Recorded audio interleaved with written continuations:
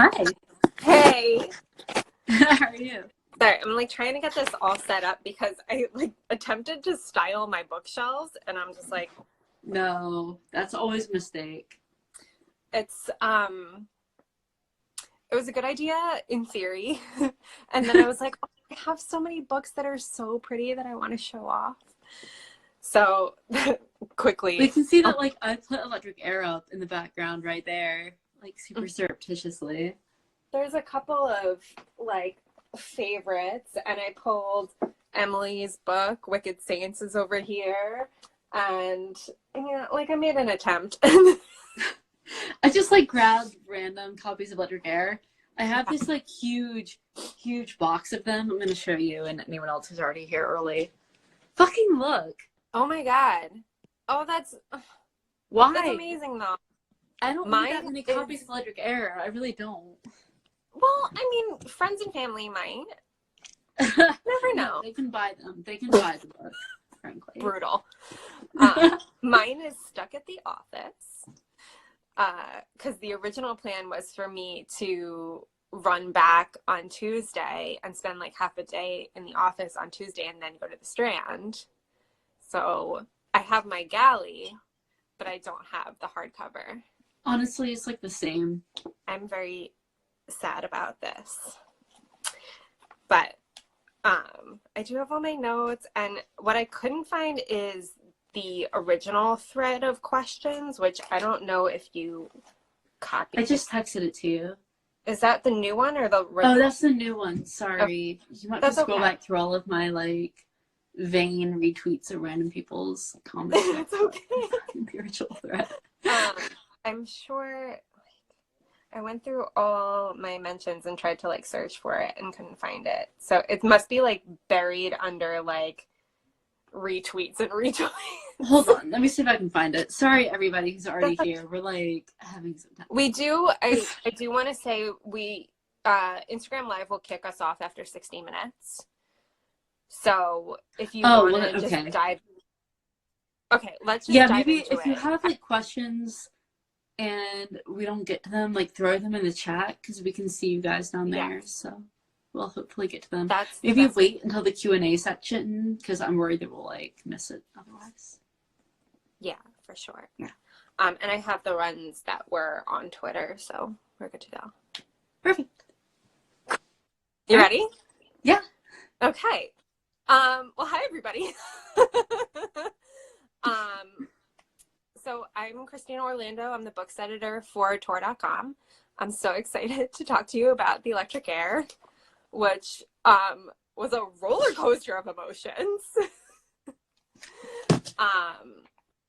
So I guess the question that I want to start off with is, why is Gnome such a dumb bitch?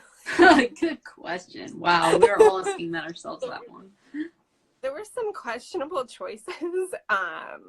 I mean, I love him to death, but I feel like I wanted to talk to you about what his headspace is going into this book and how that sets the tone for the way the story unfolds. Yeah, so this book starts 6 months after the end of The Fever King, which ended with, if you haven't read The Fever King, I'm sorry, this is going to be full of spoilers, but The Fever King ended with Gnome letting Dara escape into the quarantine zone. Dara was fever mad from the magic virus, and Gnome decided to stay with Lair, even though he knew that Lair had released the virus into his own people, and was responsible for a lot of bloodshed, because he hoped that by working with Lair, he could figure out a way to get Atlantean citizenship and essentially like have a better outcome for most people. But Fever King picks up where he's figured out how to put this magical shield around his mind that has let him remember everything that Lair told him with persuasion to forget at the end of book 1. So, namely, that Lair did release the virus and also that he had been abusing Dara. And so, at this point, he's kind of like, fuck, I fucked up. Yeah.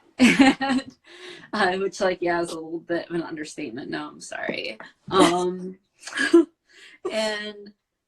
But he's still hoping to kind of make it work. He thinks that Dara is dead. He thinks that Dara must have died at this point by fever madness.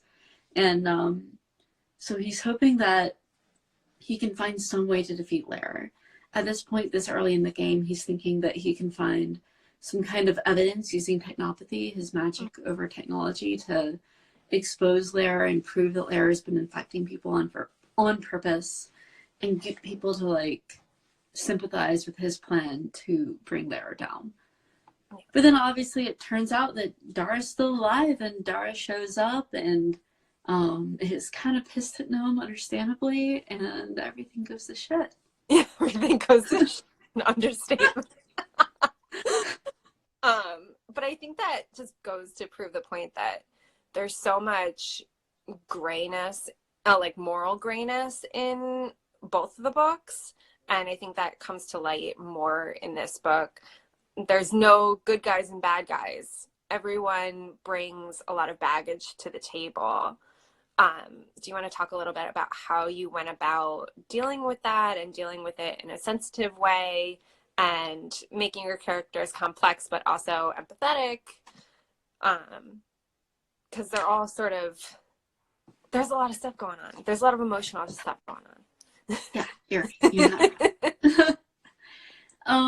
So I guess in this book it was a little bit easier because I'd already written The Favorite King, and this was just an extension of the first book. And by now we already knew the characters pretty intimately, so it's just continuing their stories and trying to tell them as honestly as possible. But I think the most challenging part about writing this book was just how personal it is, because I'm a survivor and I was writing about two characters who were survivors and trying to tell that story as honestly as I could.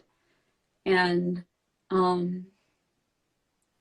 trying to do that in a way that was also like true to the fact that a lot of people are in denial about what's happening to them when it's I just got like a potential spam call. Okay. This is the problem with doing like these live videos. Sorry guys, we're probably gonna have like fun.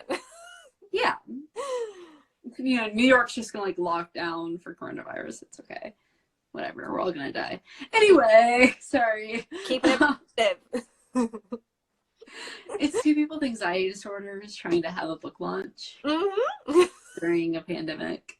Everything's but yeah, so like, you know, Gnome's an unreliable narrator, and he's still trying to convince himself that what's happening with Lair isn't bad and that what's happening isn't abusive, because that's the only way he can survive and the only way that he can try to hold on to this tiny bit of agency. So I think that was the most difficult part of writing this, is trying to write these two characters, one of whom still is trying to tell himself that everything's fine, and the other of whom knows that everything's fucked up and knows why it's fucked up and is trying to convince the other one that like, hey, maybe like it isn't so awesome to be in this relationship with a 124-year-old immortal. I can't imagine why. And I wanted to, that kind of leads me into the next question that I had. We start off with a bit of a role reversal for Dara and Gnome. It feels like Gnome has sort of, I don't want to use the word usurped, but it feels a little bit like they've switched places, and Gnome is benefiting from all of the privilege that comes with being close to power in this one. And Dara is sort of on the outskirts of that, on the outskirts looking in, and he's able to have a little bit more judgment about what the inside of that situation is like. What do you think are sort of going through their heads at this time, and how do you think that switch affects both of them? Yeah. So I think for Dara, it's a little bit surreal. Okay, so I'm about to put on my like psychologist scientist hat here. So sorry. In case you didn't know this, I'm a PhD student. I'm in my last year studying psychology and neuroscience. And one thing we know from psychology is that there's something called an empathy gap, which is that when you're going through something, or you have gone through something, and someone else is going through the same thing, it's harder for you to have empathy for them because you're like, well, I've survived it, so what's your problem? And like part of the way they've studied this is like people doing polar plunges into like freezing water, like jumping off a diving board into freezing water. I don't know why you do that in the first place, but like people do it. Yep. And you have less empathy for people who are doing it now if you've done it before than if you've never done it yourself ever. And the reason I think that happens is because it's like, oh, I figured out how to get through this, and I didn't complain, I didn't make a fuss, so like, why can't you pull yourself up by the bootstraps, as it were? And I think Dara has a little bit of that in Electric Air, where he feels like, I realized that Lara was evil, and I survived everything that Lara put me through, and I've told Gnome. No one told me, but I told Gnome that Lara is evil. And he doesn't believe me, and he's still doing all of this. And so I think Dara has this little bit of a feeling that like maybe, I don't know, like if you've ever watched a horror movie and there's the character who tells everyone like, oh, like, don't go into that dark hallway because you're probably going to get eaten by like a cannibal ghost, and the character's going anyway. It's like, well, I'm sorry, that's your own fault. Yeah. And so I think Dara like a little bit feels that way, but feels guilty for feeling that way as well, because he knows he has been there, and he knows how easy it is to convince yourself that nothing's actually going wrong. Sorry, what was the original question? I got very distracted by thinking about their role reversal and right. privilege and proximity to power. Yeah. Yeah. No, meanwhile, has like been on Dara like all through the Fever King about how privileged Dara is for being close to Lara, and now he's close to Lara, and in some ways closer than Dara, because Lara hated Dara, and Lara actually treats Gnome like a human being some of the time. And hot take. And so I think that Gnome is struggling also to maintain his own identity in this world where he's been forced into this position of privilege and power and status that he didn't have before. And like having the knowledge now of the cost that comes with, both from his experiences during the Fever King and previously, and also from knowing the truth about Dara and about Lara. And so I think for both of them, it's kind of this battle of Dara trying to convince Gnome to see the truth of things, but Gnome thinking, oh, I've already seen the truth, and you don't realize like truth plus like the truth on top of the truth, that we have to do these terrible things in order to survive and in order to achieve the greatest good for the greatest number of people. And so both of them think that the other one hasn't like fully understood what they're trying to say and what they've experienced. And I feel like that's even when it's not at these like high stakes, or even when it's not about something this terrible, a lot of us have had that feeling of like, oh, this person I'm talking to just doesn't understand what I'm saying, no matter how many times I say it to them. And that's kind of the situation that they're in. And it gets frustrating. It gets frustrating for both of them when there are so many moments of clarity, I think, on both of their parts, where there's moments where they're saying, oh, we are on the same page. We do want the same things. We're just maybe misunderstanding how to get there or what is needed to get it done. And I think that's where a lot of the tension comes in. Yeah. Yeah. So I wanted to talk also, sort of going back to the heavy topics that are in this. There are content warnings for this. There are. Yeah. I wanted to talk to you about sort of after you finished the manuscript and the conversations you had with your editors and your teams about content warnings, because it's something that I think the publishing industry is starting to discuss a little bit more, and making sure that books have clear content warnings, especially when they're geared towards a younger audience. So I wanted to know what that process was like. Yeah, so so there were no content warnings in the Fever King. I was a debut author. I didn't know if that was even a thing you could do, but I published them on my blog and tried to promote them as best I could on Twitter and on my blog, knowing that like they wouldn't reach everyone that they were supposed to reach, or that it would be helpful for them to reach.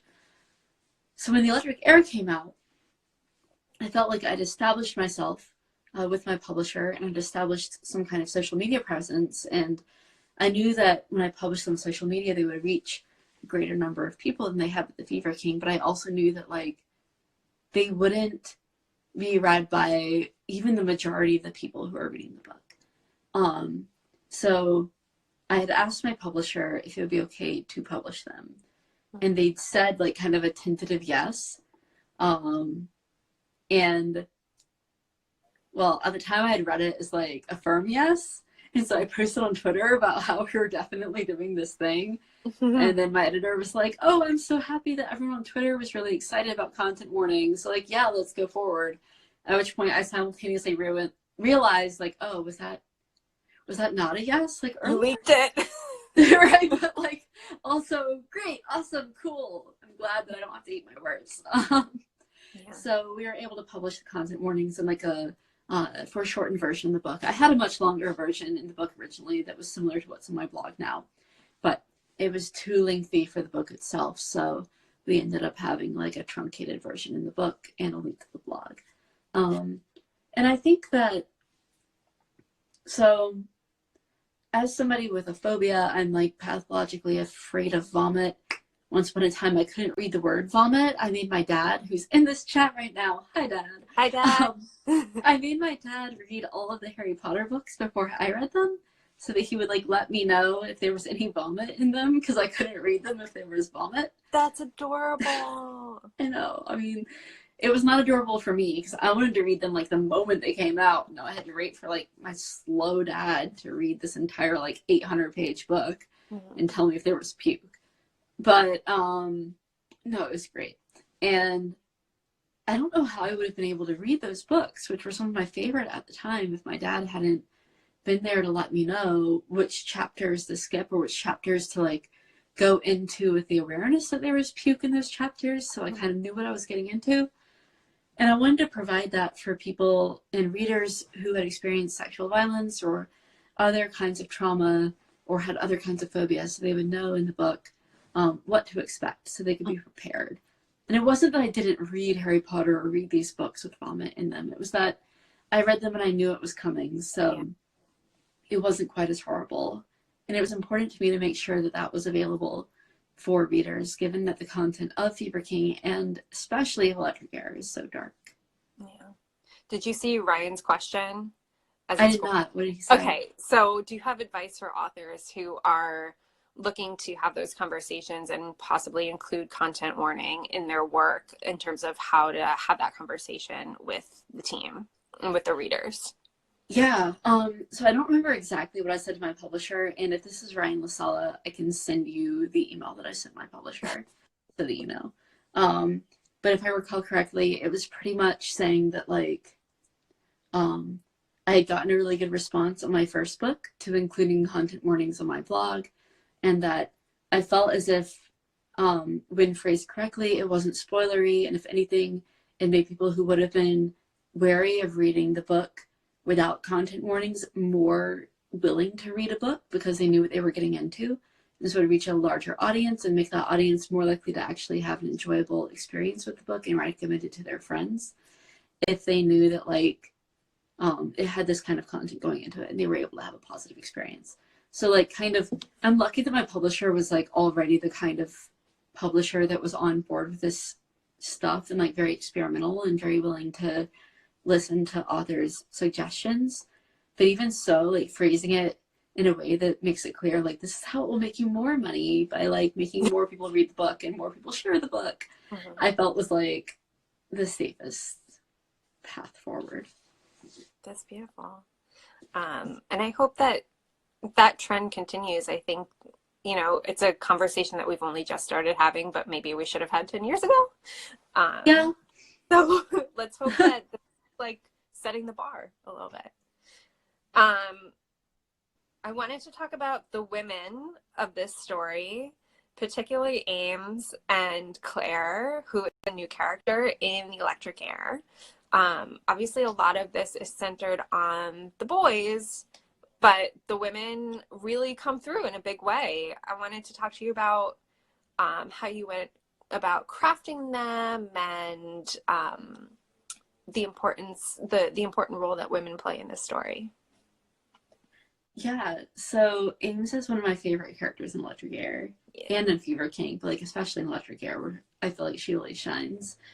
She's Dara's best friend. She's the only person who believed him from the get-go about Lair. We learned in the Electric Heir that she actually believed Dara before Dara believed Dara, if that makes sense, because Dara told her about what was happening with him and Lair and was kind of trying to frame it in this way that was like, oh, it's not abuse, it's not like bad, this is like this kind of awesome secret that I have. And from the get-go, Aim was like, no, that's fucked up, like that's rape, that's abuse, like, why are you seeing it in this silver lining way? I think that's something that a lot of women in particular are very attuned to, because women are the majority of the survivors of sexual violence and the victims of sexual violence. And so for Ames, it's not to say that women don't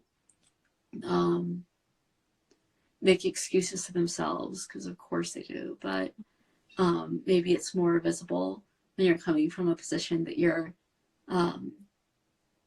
that you know that the possibility of being a victim is out there, whereas although lots of men are victims, maybe they aren't raised to expect that they could be victimized. That's true. And so I think Ames played a pivotal role for Dara in that way, in helping him see the truth of what was happening, but also because she supported him no matter what, and she had been through her own trauma, and they were able to kind of survive that together. And then we have Claire and Priya in the Electric Heir, who are these like awesome badass members of a resistance, and they're showing up, organizing the resistance and leading the charge to defeat Lair. And part of why I brought them in book 2 is because I'd written this whole book 1, and I was like, oh, there's like 2 women in this book. And I wanted to, right. And so I wanted to write a book now that had more women in pivotal roles and in roles of power. And like my next book that's coming out is all women and non-binary people, and there's no men at all. So it kind of flipped the switch on that one a little bit. But I'm so do you want to, I was going to save that to the end, but do you want to like say a couple of words about the next project while we're on the subject? Sure. Also, hi, I've like got this little like stress cat that I'm playing with.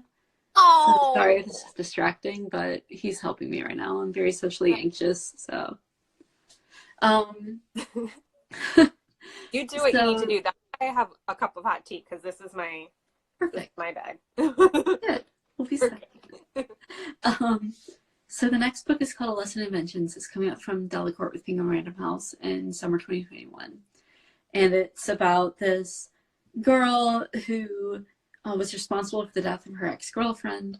And a year ago, now she's come back to school, and she's become friends with this teenage literary prodigy. And they're trying to both discover more about the deaths of these 5 witches, like hundreds of years ago at their school, but also like plot the perfect murder for the literary prodigy's next book. It's kind of like a sapphic secret history meets The Craft. That's I don't know. I'm excited about it. Thing I've ever heard in my damn life.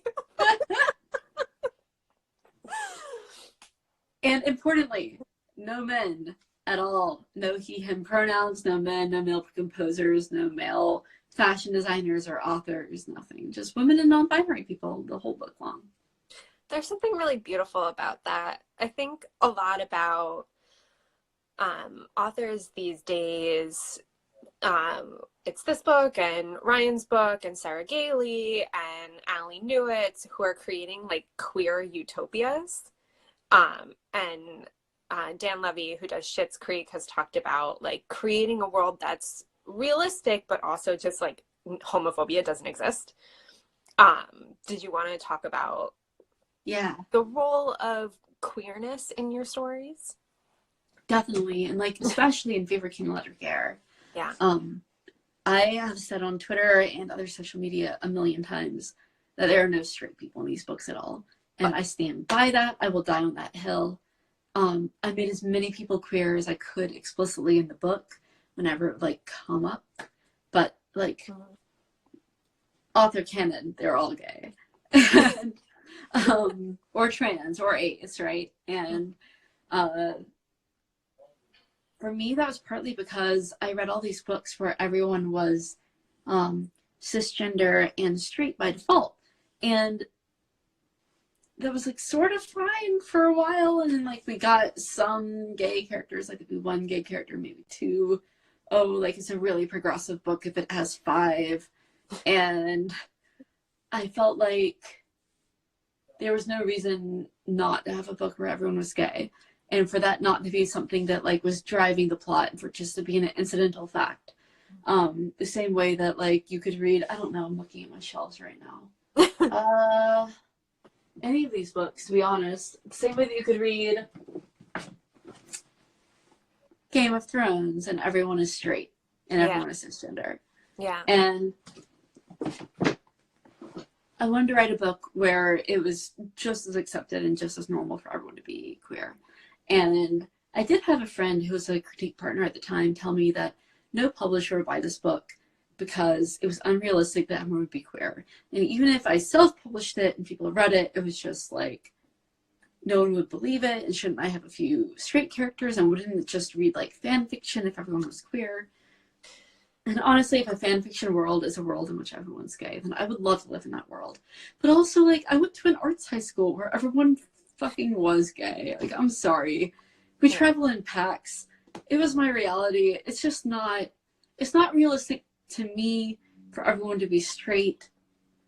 It's more realistic for everyone to be gay in some ways, because if you have like 2 gay people, then you have 80 gay people.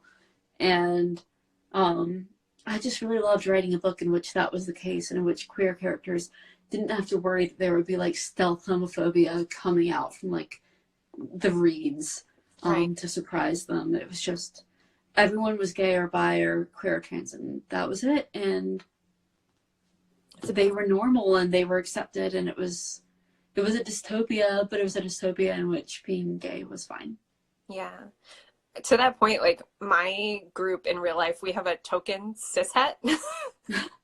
So nice. It's more realistic. And I think we're starting to see, as the conversation around inclusivity and diversity in fiction, and particularly in fiction geared towards young people, as that conversation progresses, we're starting to see more of like, it's not just about throwing in a side character or having one, like a token character. It has to be reflective of the world around us. And for queer people, that is our reality.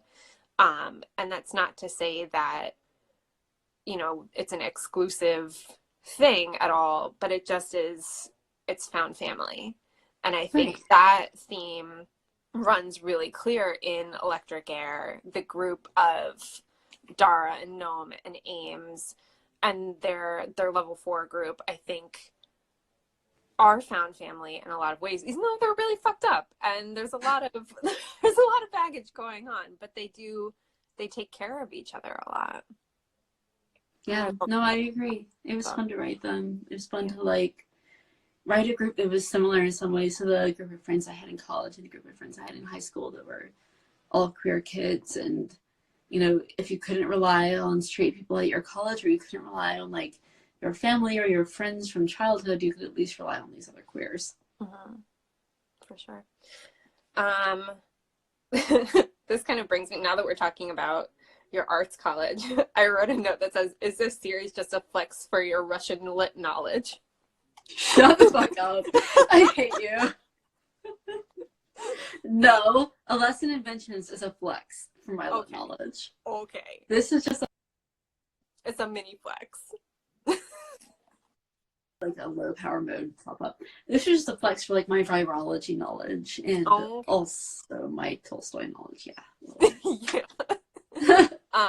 Do you want to talk? You may have talked about this in relationship to Fever King, but do you want to talk about the research process and sort of what new aspects of your research you brought into this one? Yeah. So with Fever King, a lot of it was research into like different protest movements, and also into like all the science, because in the Fever Wiki universe, science is how you do magic. Like you can't do telekinesis without knowing physics and so on. So I did do all that kind of research, but I also did do a lot of research into virology and into like epidemiology and infectious disease, which I used to be an EMT, so I knew a little bit about, but I'm also married to a doctor, so I just like made them answer all of my stupid questions. So here's something my publisher would probably like hate me for saying, but like the medical records in Electric Air were like written in collaboration with my partner because I had no idea how to write these. So I like wrote really shitty versions and then made them edit them until they sound like real medical records.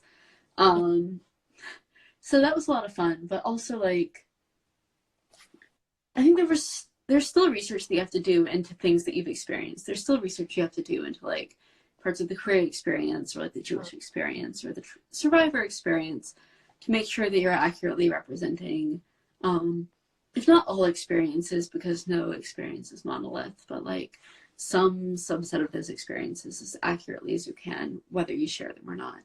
And so that I think was in some ways more difficult because that's reading about people's like lived experiences in a very direct and very personal way, as opposed to just like Googling, oh, how do antibodies work, right? So I'm trying to find a note that I wrote for myself and I can't, and I'm really mad about it. Oh, here it is. On the subject of one of the medical records, this is talking about Lair, and this is the note that I wrote for myself. He's 6'10". So for people who couldn't see that backward, it says he's 6'10" with a million question marks. Yeah, he's 6'10". That's bonkers. Yeah. There was a guy at my college who was 7'2", so not that bonkers. So the question, I guess, is then why is Lara trying to take over the world and why isn't he playing basketball?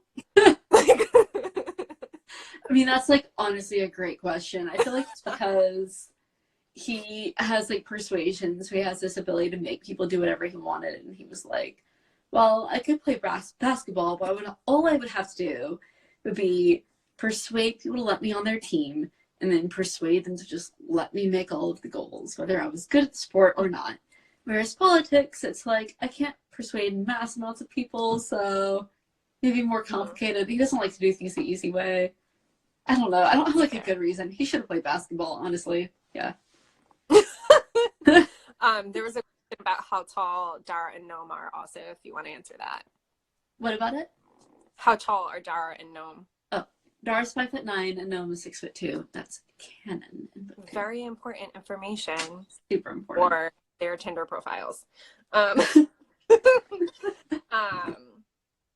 else did I wanted to talk about class differences, especially because Noam, going back to sort of what we were talking about earlier, Noam comes from a lower class and his parents were immigrants, were undocumented, and he's now in this situation where he has such proximity to power to the point where it's almost detrimental. How do you think class politics play into the way he conducts himself and the actions that he takes in this one? Ooh, yeah. Sorry. I'm not going to go easy. No, that's a really good question. It's too good, honestly. But I do think that he feels like he's a little out of his depth. Because for Dara, for example, Dara had grown up in this world where he'd been essentially political royalty, he'd been very wealthy, he'd been very privileged. And it was easy to comport himself in that environment. Whereas for Noam, he doesn't understand the etiquette, he doesn't understand the politics, he doesn't understand the expectations, I guess, of this world, except for that he knows that he violently disagrees with them, and he knows that they are born out of this foundation that he finds morally repugnant. And but he has to kind of like play along with it, both because at first, before he has Fear Day and knows the truth, because he's like, oh, well, I have to work with Lair, who exists in this environment, and also came from a working class background, and together we're playing this game and playing this role to try to kind of undermine the hierarchy and undermine capitalism and have this great socialist revolution. And then later, once he's kind of realized that Lair is not so awesome, he is trying to figure out a way to play like multiple angles of it, to play like the wealthy elite, for the sake of the people watching them, to play the socialist, playing the role of the wealthy elite for Lair, but also to try and be true to himself. And I think that in Electric Heir, even more than in the Fever King, it's a really difficult balance for him to both be honest to himself and where he came from and his ideals and what he believes to be true and valuable and moral, but also to try to play these multiple layers of roles of both caring and not caring about this facade, to try and persuade Lair and persuade the rest of the world to trust him, and then also to ultimately not trust Lair. I don't know. So like I'm trying to think in my mind of like this map of the different games that Noam was playing, from like at the top being like Lair's perfect protege and being completely in support of all these hierarchical goals, and then being Lair's protege who doesn't support them, is only supporting them for Lair, and then being like the immigrant kid who wants to fight back against all of this, but also like wanting to protect people like Dara who still grew up in this system. Oh yeah, it's a lot. I'm glad I'm not Noam. I love that. I wanted to talk a little bit about, you grew up in the South, and there's a lot of debunking of stereotypes of the American South in this one. There's a lot of discussion of Southern stereotypes as propaganda. And I wanted to talk about your own experiences and how you wanted to address those things in this book. So I'm guessing you're thinking about like the scene in Texas. Yeah. Yeah. So I think it's complicated, right? Because I think there are ways in which the stereotypes are true, or are true for like some people, and there are ways in which they're not. Oh man, I don't even know where to start with this. Because like, this could be a dissertation.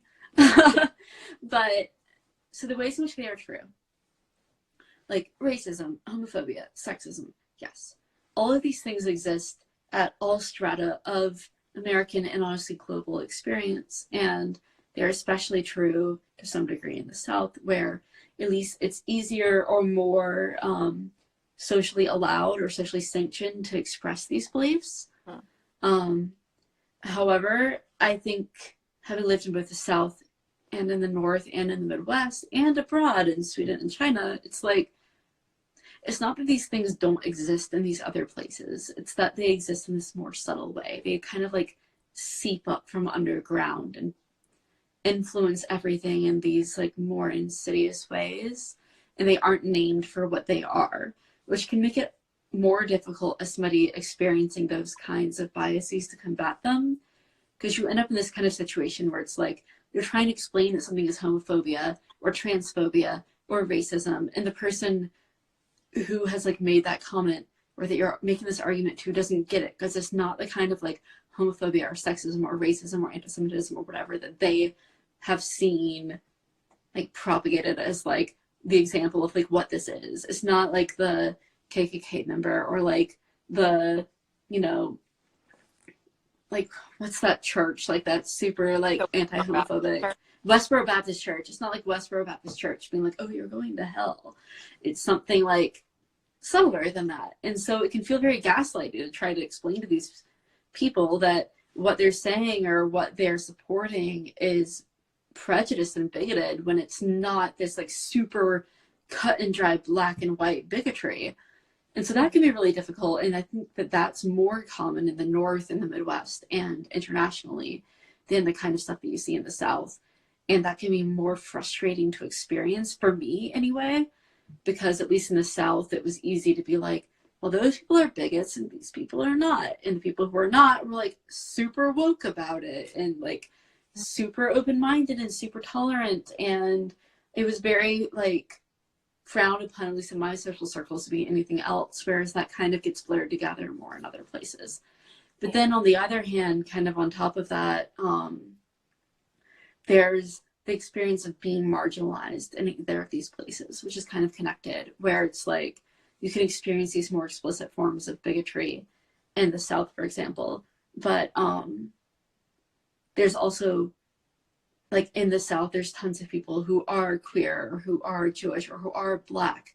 And like, so when people talk about the South as being bigoted, they're talking both about like the white cis het people in the South, but also about like the majority of the people who live in the South, which are none of those things. And it can feel, I think, frustrating as a marginalized person to be like, oh, they're talking about like people like me who are experiencing that kind of bigotry at the hands of like the minority of Southerners who are white cis het Christians, or atheists, as opposed to like the majority who are facing that bigotry and who are facing it in a much more explicit level than the people who are like talking about like bigoted Southerners. So in like the books itself, to bring it full circle, I think for Noam, he is in a situation where he's like, oh, like we're the tolerant ones, and we're open-minded about witchings, and we're open-minded about queer people, and we're open-minded about Atlanteans. And then he goes to Texas. He both sees the ways in which people are more bigoted against all of those groups, but also the ways in which there's diversity, in the ways in which there are still witchings, there are still queer people, and there are still Atlanteans who are living in Texas, who are living in the South, who are having to live life at the hands of that bigotry and don't have the privilege of being able to make fun of Southerners because they aren't actually having to live through it. Yeah. Okay, so we have about 15 minutes left, so I'm going to skip to some of the questions that were put through on Twitter. I just want to watch, because it will cut us off. It's very brutal. Yeah, okay. Were there any moments you felt like a character was too smart for you to write? Dara in book 2. Fuck. Dara's smart as shit. So I remember I was trying to like write Dara's POV chapters in Electric Heir. He's a POV character. Mm-hmm. And I wanted him to like have a very poetic way of thinking, because as we see in Fever King, he reads all the time. He's super well versed in Russian literature, among others, and I wanted that to kind of come out in the way that he thought about things, in the way that he narrated the story. And I think it was hard for me to like, I don't know, like make that clear and make it clear that he was super well educated and super well informed, while also like being true to who he was as a person and having his voice come through and not having it sound like a English PhD student's thesis. Yeah. But oh man, he's just such a smart person, and I had to put a lot of thought into like, oh, how would Dara say this? How would Dara think about this? What would Dara do in this situation? Because he would do something different than me, because he's like 500 IQ points higher than me. I think it was really successful, and it does come, the difference between their POVs is very, very clear. So I think you nailed it. Thank you. Good.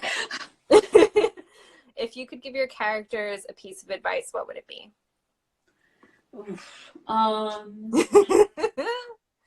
300 years of therapy. You should listen to Dara. He knows what he's talking about. And you should also maybe like have some alone time to yourself, like not with Dara or with Lara or with Ames, like just by yourself to sit with your own thoughts and get in touch with like what you truly care about. Dara, I think you should listen to Noam and respect that he is going through what you went through, and that he's been in the same place as you have been in, and he's not like stupid or like naive because he's still struggling. And also I just hope that you go to therapy and get a goat and just enjoy your life. Lara, my advice for you is to kill yourself. Brutal.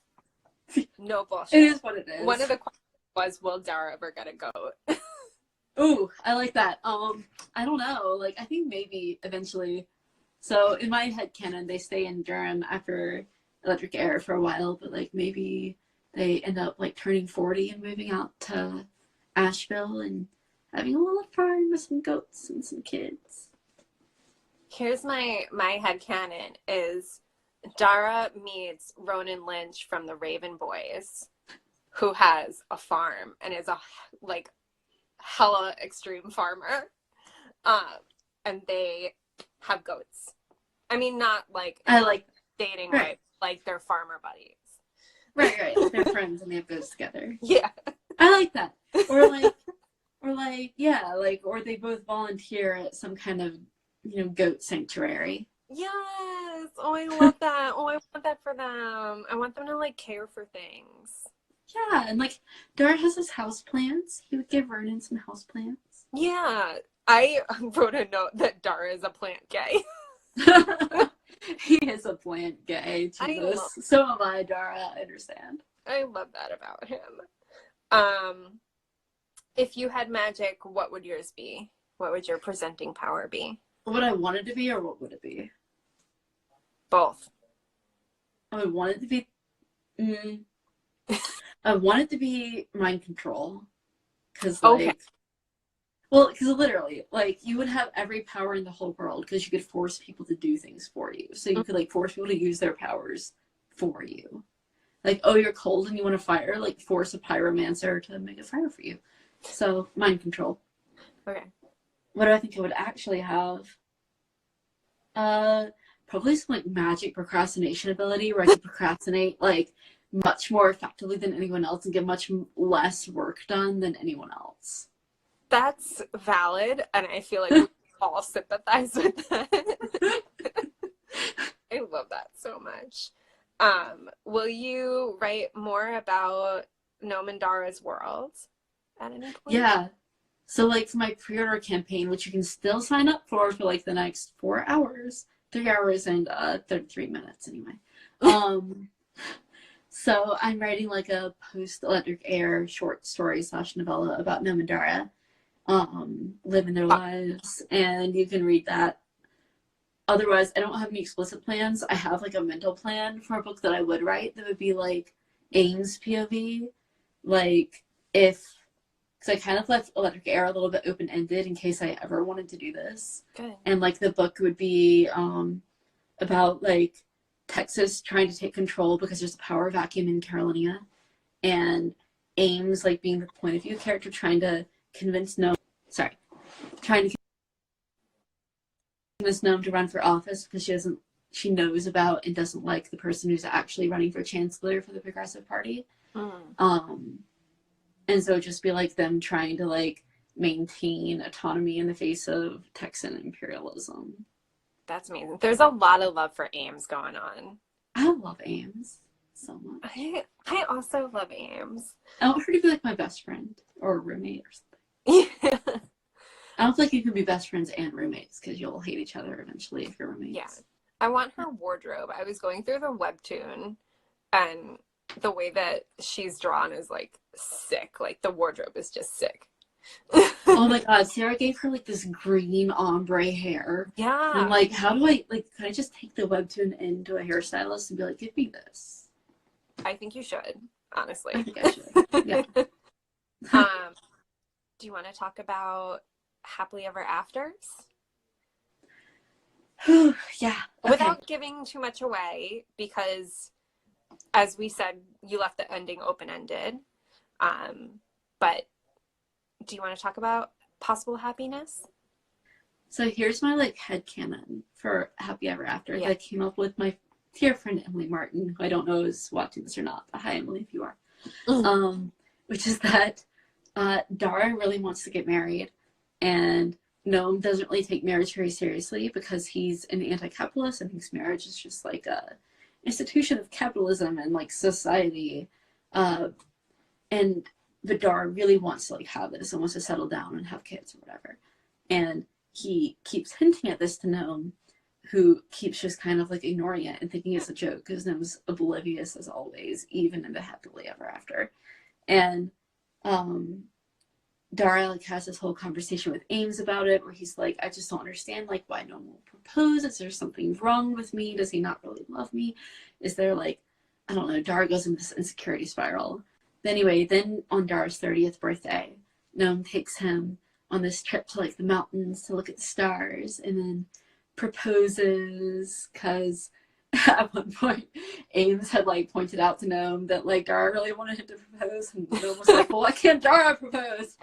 And it was like, well, Dara's so afraid of rejection, he's never gonna actually be the one to say it. So it's That's all on you, buddy. the shit.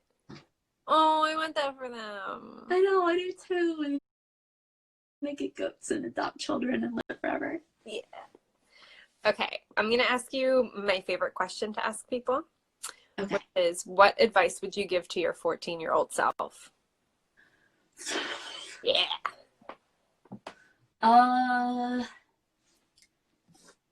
Try harder on your homework, by which I mean turn it in. Because, like, I would do it, but I wouldn't turn it in. I don't really know. I was, like, trying to make some kind of statement. It's like going It back was stupid. Procrastination power. Right. Like, don't get that procrastination power, honey. Just, like, turn in your fucking homework. Turn in your homework.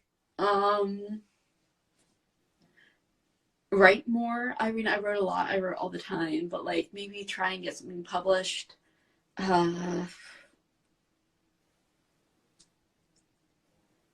Like, everything that I want to tell my 14-year-old self mostly comes down to, like, everything will be okay.